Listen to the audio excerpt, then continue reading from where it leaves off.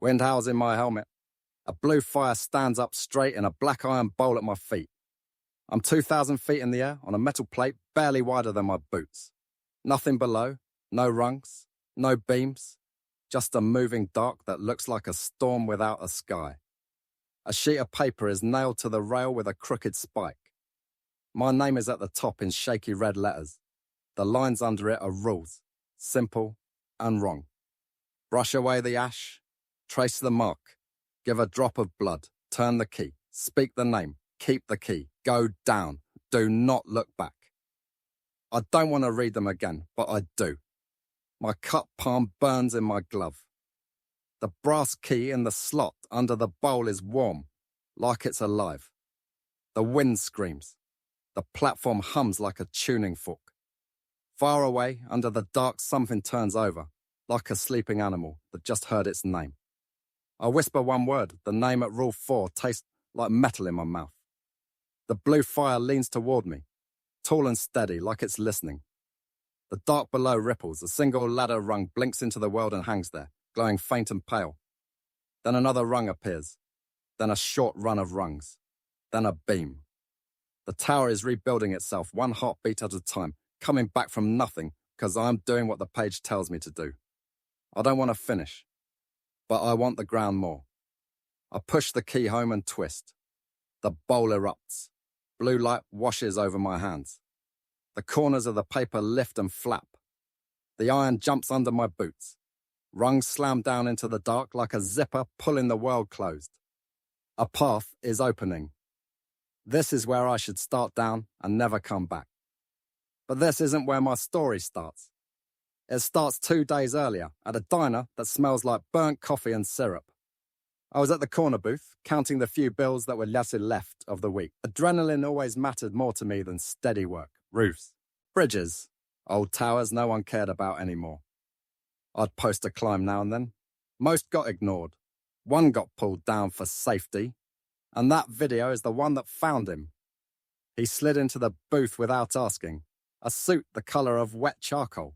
A frame too tall for the suit. Skin too pale as if he didn't go out in the sun. His eyes were a washed-out grey. When he smiled, it didn't look like a smile. It looked like teeth. "You like heights," he said. His voice was even. No up, no down. "You from a company?" "Avernus Telecom," he said, like it was a prayer he had practiced. "We're building quiet infrastructure. We need climbers who don't ask questions."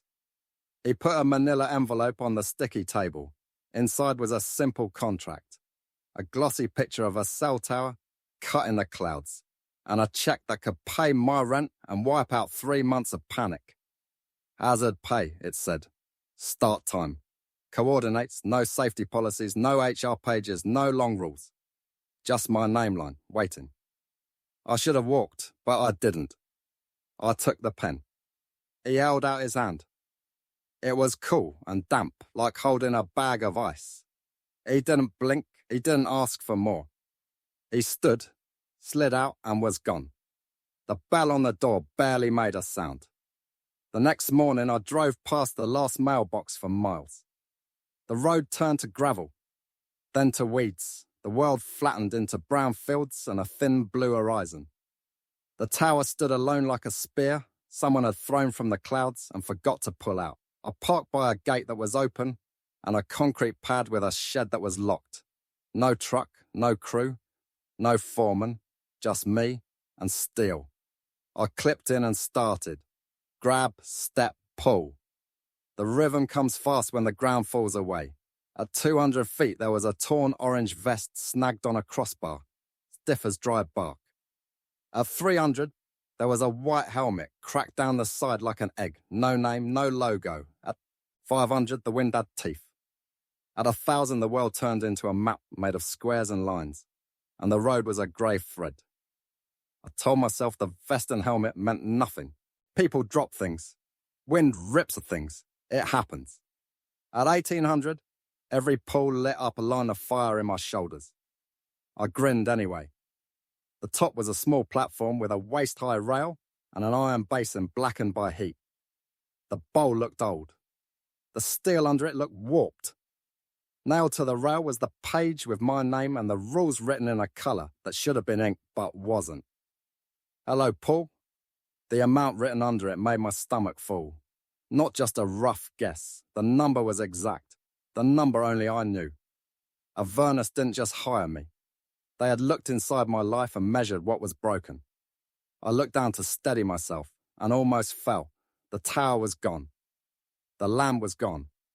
Everything was gone except this small plate, this rail, this bowl, this paper. The dark turned under me like slow water. I pressed my gloves into the rail and felt nothing move. The key under the bowl gleamed dully like a tooth. The rules were clear. Do this. Then this. Then this. Each time I obeyed, the world changed. I brushed the ash. A mark appeared, thin and jagged. I traced it with chalk that waited under the bowl like someone planned for me. A single rung appeared. I cut my palm with a small knife wedged into the seam and let a drop fall. The drop soaked into the mark like the metal was thirsty. A run of rungs snapped down into the dock and hung there. I whispered the name. The air got heavy, like someone was sitting on my chest. Far below, something as big as a town turned over. The blue flame from the third rule made no smoke and no sound. It was wrong in a way I could feel on my teeth. But the ladder grew. It grew fast. It grew long. The ground looked faint and far and real. My truck was a dot. Rule 6 said go. Rule 7 said do not look back. Rule 5 said keep the key. A low trembling rolled up the tower from somewhere that wasn't the earth. I put the key in my pocket and swung onto the ladder. Hand, foot, drop, hand, foot, drop. The wind grabbed my jacket. The rungs hummed. The blue light from above painted my gloves, then faded as I went down. A shadow moved on the horizon, like a hill lifting its head. Another shape rose up above me. A long fold of white gold light as large as a barn roof, then larger, then blinding. It moved without sound and cut the air like a blade. I kept my eyes closed. I only climbed. My pocket burned hot where the key touched my leg. The light pressed close and a voice spoke, not in my ears, but in the metal and my bones at the same time. Quiet, deep and heavy. Don't look back. My grip shook. I kept going. The earth got closer. I could smell dust. I could hear insects. I could almost feel the shape of the ground under me, like a memory of safety. I told myself that once I touched dirt, I would run to my truck and I would never climb again. Then the voice spoke my name and all the bad parts of my life lined up like old bills on a table. It wasn't shame like in church. It was a weight like a hand on the back of my head, pushing me to kneel. The presence didn't burn my skin. It burned my pride. Give me the key, the voice said, and the ladder vibrated with every word. I pressed my forehead to the rung and breathed the way you do when you're trying not to cry on the job. The key was a stone in my pocket. If I kept it, I could carry it home. Maybe sell it. Maybe throw it in a river. Maybe bring it to a priest. Maybe it would keep building ladders in places. Ladders should not be. Give me the key, son. I pulled it out with a shaking hand and held it up without turning. Cool fingers slid it from my palm like an adult taking a knife away from a child. The weight lifted. The light drew back. The rung under my boots cracked with a noise like a gunshot. I dropped the last few feet and the earth punched me in the chest. Night, crickets, my truck on the dirt lane. No tower, no bowl, no blue flame, no man in a wrong suit. Only a paper sitting on my hood, flat in the small wind, with rules that looked older than they had an hour ago, and a new line at the bottom in tiny letters. It is paid. I should have burned that page right there. I folded it and tucked it away. Proof I wasn't crazy. Proof it had happened. That was my excuse. The calls stopped the next day. The number in my head that had felt like a stone for months stopped hurting. The quiet felt like a lie that wanted to be true. That night, small things started. Lights that hummed a little too much. Street lamps with a faint blue edge. Chalk marks I didn't put on my stoop. A tapping sound somewhere outside my window. Metal on metal. measured and patient, like someone checking rungs with a knuckle. 3 taps. A pause. 3 more. I told myself it was the pipes. I told myself a lot of things. By the 3rd night, I knew the story wasn't over. And that's when the knocking came. 3 slow knocks at my apartment door. Not loud, not friendly, not human. The sound had a hollow echo, as if the hallway was longer than it should be. I didn't check the peephole. I already knew who it would be. I opened the door, and Mr. Vale, the man from Avernus, stood in the same wrong suit, the same pale, bloodless face, the same thieving voice. "Evening, Paul." "We're done," I said. "I did what you asked. I didn't want to say paid out loud." "You climbed well," he said. "You obeyed the rules. Most stop at 3. The bowl never lights. We never talk again." "What did I call?" I asked him. He looked over my shoulder at my small living room like he was counting things. His eyes slid back. "You asked for a ladder," he said. And I heard something under the words as if he was quoting someone else. "You spoke the name of what builds between places. It answered so you could go home." "It?" I said. He tilted his head like a bird. "Names make doors hate," I said. "Keys let doors stay." He looked at my pocket even though I wasn't touching it. "You do not have the key now. That is good." "What happens to people who keep it?" I asked. "The ladder keeps growing," he said. "Up and down, both." He started to turn away. Panic hit hard and stupid. "There were shapes," I said quickly. "Light and other things. Did I bring those?" He stopped, not turning back, the way a deer stops when it hears a twig snap. "They were already moving," he said softly. "You simply reminded them." He took 1 step. The light in the hallway flickered. When it steadied, he was farther away than a single step should put him.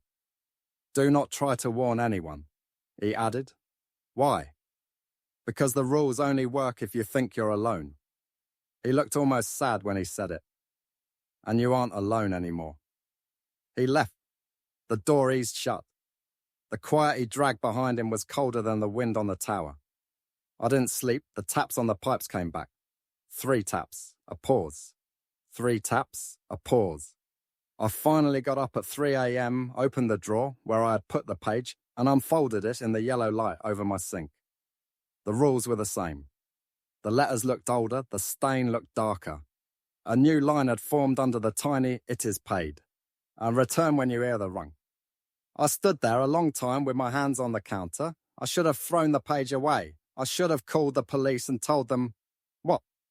That a company you can't find in a phone book paid off my debt with a ritual on a tower in a place without ground? That the sky opened when I said a name and something with wings took a key from my hand? In the morning, I told myself I would look up Avernus. The search engine returned nothing that made sense. A half-built website. A dead number. 1 page with a stock photo and words that looked like a placeholder. Quiet Connect for quiet. Places, and a footer with an address that was a field. When I checked it on the map, there was nothing there but a thin line of dirt where trucks had once turned around. I drove anyway. The field was the same field. The road was the same road. The gate was open, the pad was there. The shed was still locked, the tower wasn't. There were boot prints, though. A line of them where someone had stood with heavy gear and waited. Mine were there too, old and faint. From the day I came home with the page in my pocket and told myself I felt peace. Something else was there now. A small white chalk circle drawn on the concrete pad. In the centre was a mark like the one I had traced, but simpler and bent wrong. A copy of a copy. The wind had smeared one corner.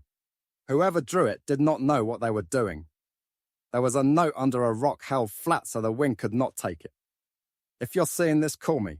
I think I did something bad. A number. A name. Nate.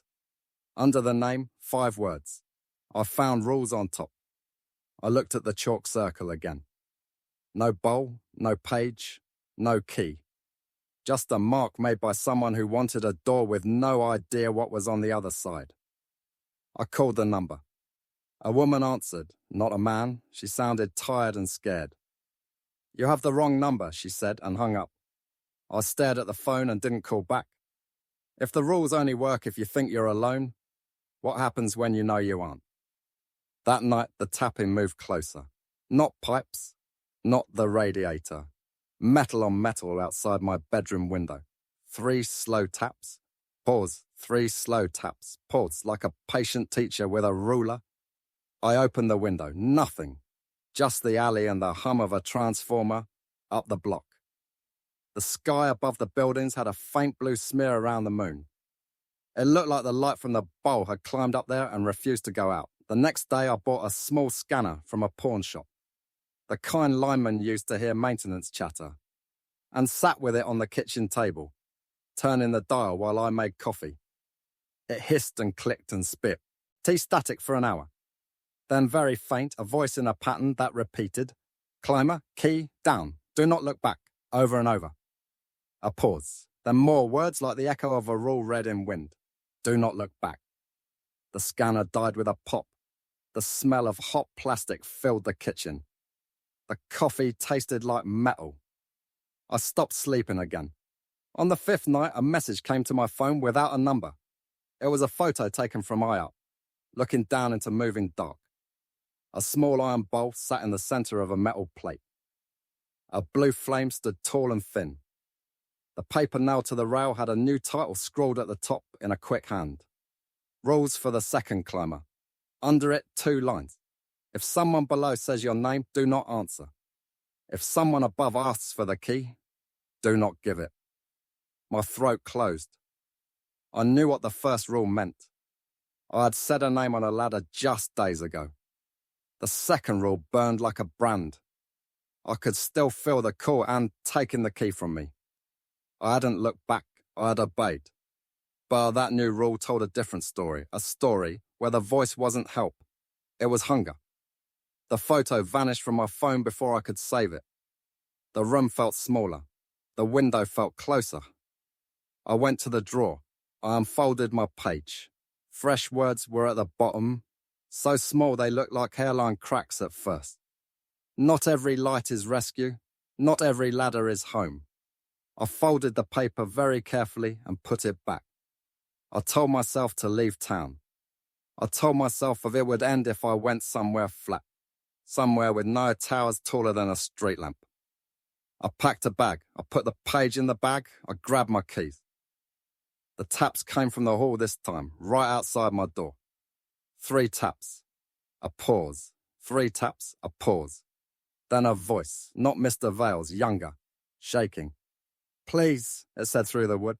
"Please open up. Are you Paul? I was given your number. Pot self, ease. I can't go back up there alone." I did not touch the lock. The rules had taught me something. Doors go both ways. Name's Paul. I swallowed and closed my eyes. "I can't help you," I said. My voice sounded smaller than I wanted. "Don't follow the rules on the page. Burn it. Leave." Silence. Then a sound I knew too well. The soft metallic clink of a carabiner being clipped to a rung. The hall stretched. The air went cold. I opened my eyes and saw that my door frame looked taller than it had this morning. Taller and thinner and wrong, as if the wood had learned to be a ladder in the night. I stepped back. The knob turned. It held. The next morning, I drove to the address on the dead website. The field was empty. A single fresh set of tire tracks cut across it and ended at a patch of mud. In the mud lay a glove, small, grey, new. There were small loops sewn into the fingers. Not work issue loops, personal ones. Someone had planned to clip fast. I left the glove there and went home. That afternoon, Mr. Vale sat in my kitchen chair like he had been poured into it. He didn't knock. He didn't apologize. He watched me set down the groceries. "You kept the page," he said. "Yes," I said. "You still hear the taps," he said. "Yeah." "You want me to take the page," he said, and for the first time there was the thinnest thread of warmth in his voice. "I cannot." I'm not allowed to touch the rules that choose you. Then why are you here? I asked. I hated how tired I sounded. To remind you of your last line, he said. My last line? He nodded toward the drawer. I opened it. The page had changed again. A single sentence waited where the paper had been blank this morning. When the knocking comes in threes, answer on the fourth. I stared at it. Answer what? The door, he said. I'm not opening anything ever again. He stood. The kitchen light hummed. The shadow he threw on the floor was longer than a person's shadow should be at noon. You opened a door on the tower, he said. You will open one more at ground. To what? He watched me for a long time with those flat grey eyes. When he finally spoke, it sounded like something was speaking through him. Aid to the side that once the ladder's closed. He left. The door didn't make a sound. I waited. The knocks began at dusk. 3 slow taps. A pause. 3 slow taps. A pause. Again and again, patient as tide. I stood with one hand on the knob, sweat slick in my palm. The page open on the counter, the new line shining in my head like a nail. The 4th knock came. Not 3, 1, alone. It sounded wrong. It sounded right. I opened the door a crack. Cold air slid in. There was no one in the hall. Only a smell like rain on hot metal and the faintest blue glow at the far end near the stairwell. Something light as a moth brushed my fingers. I looked down. A key lay on the threshold. Not brass this time, iron. Old. Cooler than my skin. The teeth were strange, cut in a shape that made my eyes want to slide away. A small tag was wired to the ring. For Paul. Use only once.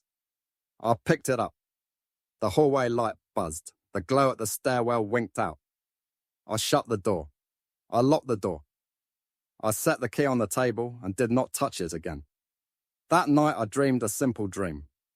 A tower, a ladder, a bowl, a page, 2 doors at the top, one opening down into black, one opening up into light so bright it had edges. Between them was a lock that had never had a key until now. When I woke, my phone had a new photo with no number attached. A view from a height. A blue flame, a page curled at the edge, big frantic letters at the top. Rules for anyone who climbs. Under it, 7 lines written fast. Brush away the ash. If there's no mark, leave. If you see a circle drawn wrong, leave. If the number on your page is perfect, someone is lying. If a voice calls your name from above, do not answer. If a voice asks for the key, ask who named the ladder. If they cannot answer, keep the key and climb sideways. If tapping comes in threes, open on the 4th. The photo vanished. My apartment was very quiet, outside. A siren wailed and faded. In the silence that followed, I heard it again, the metal tap sound, patient and steady, as if someone was building something. One rung at a time where no one could see. Tap, tap, tap. Pause, tap, tap, tap. Pause. I looked at the iron key on my table. I looked at the drawer where I keep the page. I looked at my door. Then my phone rang. A number I didn't know. A young voice on the other end. Breathless and scared. Are you Paul? Please, I found rules on a tower outside town and they said to call you if... The line crackled, faded, came back. Behind the voice I heard it. A low hum, like a bowl catching flame. I said the only true thing I had. You aren't alone, I told the voice. Listen to me very carefully.